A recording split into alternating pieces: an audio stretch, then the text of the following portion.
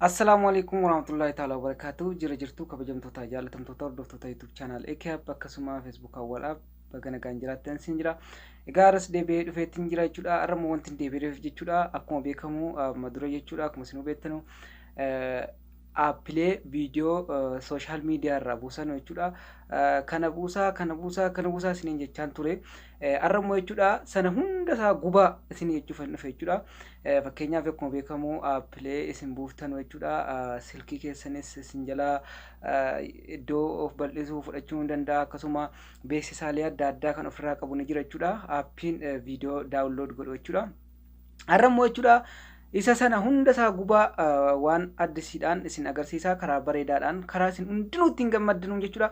Yeroo wajjin deemuun baay'ee bareedan isiniin jedha. Kanaafuu viidiyoo kana haga dhumaatti dhaggeeffadhaa. Fakkeenyaaf viidiyoolee Facebook irratti yeroo tokko akkasuma TikTokis ta'ee YouTubeis ta'ee jechuudha. Yeroo tokko fakkeenyaaf TikTok irratti jechuudha namoonni ni hidhatanii viidiyoo jiraan ni hidhatanii akka namni hin buufne sana jechuudha. Wanti narra isin agarsiisu kuni hunda isaa cabsee kan isiniif buusudha. Garuu aappii miti. Suma aappii tokkoon buusin jechuudha. Akka raasin ittiin buufattan isin agarsiisa. Baay'ee itti gammaddan jedheetii yaada waan kana aappilee sooshaal miidiyaa hundarraa viidiyoo daawunlood isinii godhu hundataa gubuu qabdanii duraan buusaa isiniin jiraan ture. Arrammoo gubuu qabdanii isin jira. Karaa haaraa bareeda ta'een isin agarsiisa jechuudha. Aga xumura sagantaa kiyyaatti kana faana turtan kabajaan isin gaafadha jechuudha. Waan gabaabaadha. Hundi keessan waan sekundii lamatti baruu dandeessanudha. Fakkeenyaaf Facebook irraa viidiyoolee xixiqqoo ta'an jechuudha. Akkuma isin argitan egaa viidiyoolee xixiqqoo ta'an yeroo isin kooppii gootanii aappii sana keessa galchitanu isiniif hin buusu jechuudha. Akkuma isin beektanu isin dida. Ammas viidiyoo nam tokko jechuudha namoonni ofirraa hidhatanu akka namni hin buufne ni hidhatama. Kanneen akkasii kana buusuu isiniif hin danda'u jechuudha. Fakkeenyaaf aappileen kun jechuudha. Amma immoo aappii sana guutummaan guutuutti kan YouTubeis ta'e kan Facebookaa kan Instagramaa kan TikTokii hundasaa gubuu qabdan jechuudha. Karaa haaraan isin agarsiisa. Baay'ee itti gammaddan jedheetiin abdadhaa. YouTube keenya subscribe godhaa akkasuma Facebook kiyya like godhaa hiriyoottan keessaniif qoodaan isin jira. Karaa gabaabaadha. Asumaan hundi keessanuu waan baruu dandeessanudha. Gara viidiyootti. Eeshi kabajamtoota jaalatamtoota kiyya jechuudha. Amma gara barnootaatti dabarfanneerru gara barnootaatti osoo hin darbin dura jechuudha. Karaalee garaagaraa Instagraamaa fi Teelegiraamaa yookaan Facebook irraan kanneen viidiyoo kana hordoftan jechuudha. YouTube chaanal kiyyaa warri hin beekne jechuudha. Bakka YouTube keessan galtan jechuudha yookaan linkiidhaan seentanii yoo linkiidhaan seenuu hin dandeenye akka app jettaniitiin kan isin bareetanu AK app kuma kanatti jechuudha. Sana booda kan isiniif bahu kana subscribe gootan jechuudha. Wantoota baay'eetu jala jira. Seentanii viidiyoo jala barachuu dandeessan jechuudha. Egaa gara barnoota keenyaatti dabarfannu jechuudha.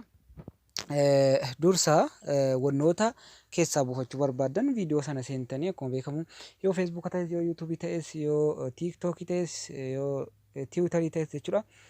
Isa kana fakkeenyaaf tokkumarraa isin agarsiisa Facebook yookaan YouTube amma fakkeenyaaf TikTok keessan seena jechuudha. TikTok keessaa akkuma beekamu namoonni tokko jechuudha.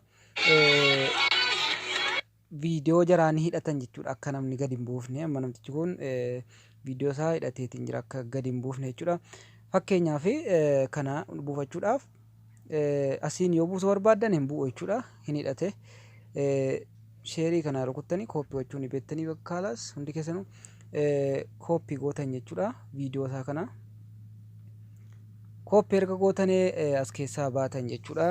Kooppii akkuma yeroo biraaniiti jechuudha.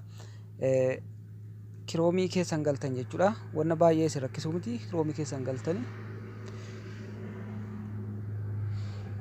Egaan kiroomii keessan hogga galtan jechuudha bakka barreeffamaa kana cuqaastan jechuudha. Kabajamtoota jaalatamtoota kiyyaa bakka barreeffamaa kana cuqaastan jechuudha. Sagalee kana qabdanee jechuudha. Kabajamtoota jaalatamtoota kiyyaa sagalee kana qabdanee viidiyoo daawunlooder TikTok jettanii bareetan waan TikTok keessaa fiddaneef yoo Facebook keessaa kan fiddanu ta'es immoo viidiyoo daawunlooder Facebook jettanii sagaleedhaan dubbattan jechuudha. Yoo YouTube irraa ta'es viidiyoo daawunlooder YouTube jettanii dubbattanii yoo Facebook yoo Twitter irraa ta'es akkuma sana dubbattan jechuudha. Yoo immoo hin dubbannes itti barreessan jechuudha. Akkasuma itti barreessanii amma fakkeenyaaf waan iskiriina waan waraabaruuf sagalee kiyya nagahu jechuudha Googiliin ittiin barreessa jechuudha. Ittiin barreessa viidiyoo daawunlood video download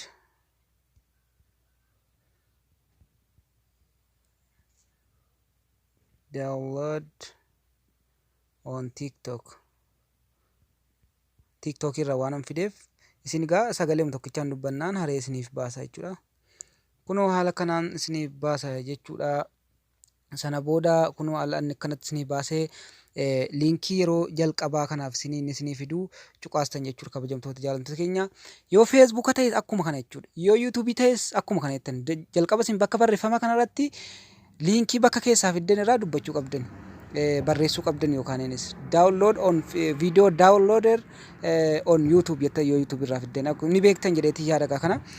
Liinkii isinii fida liinkii yeroo jalqabaa irratti isinii fiduu cuqaastanii sana booda bakka isin paste itti gootan isinii fida. Kunoo paste liinkii from TikTok jedha. Sana booda waan gootanii fiddane waan copy gootanii fiddane paste itti gootanii downloadiin kunoo biruma jirti jechuudha. Kunoo haala kanaan isinii barbaada. Sana booda download serve jedha. Kunoo haala kanaan download godhattan jechuudha.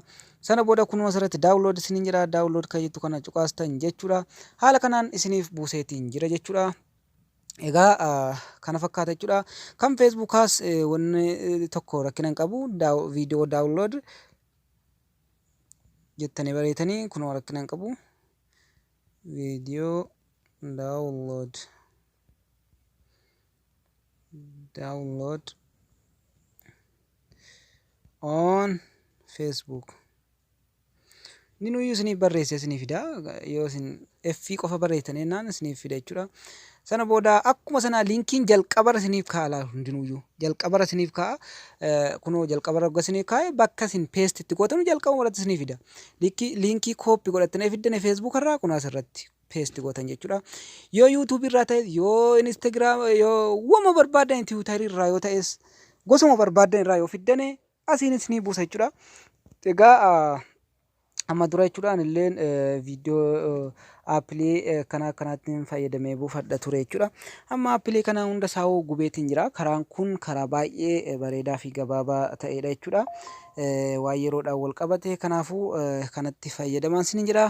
Baay'ee barbaachisaadha. Hundi keessan waliif share godhaa, viidiyoo like godhaa, FB keenyas follow godhaa isin jira. Kana fakkaata amma yeroo biraatti walitti deebinutti nagaan nu tura.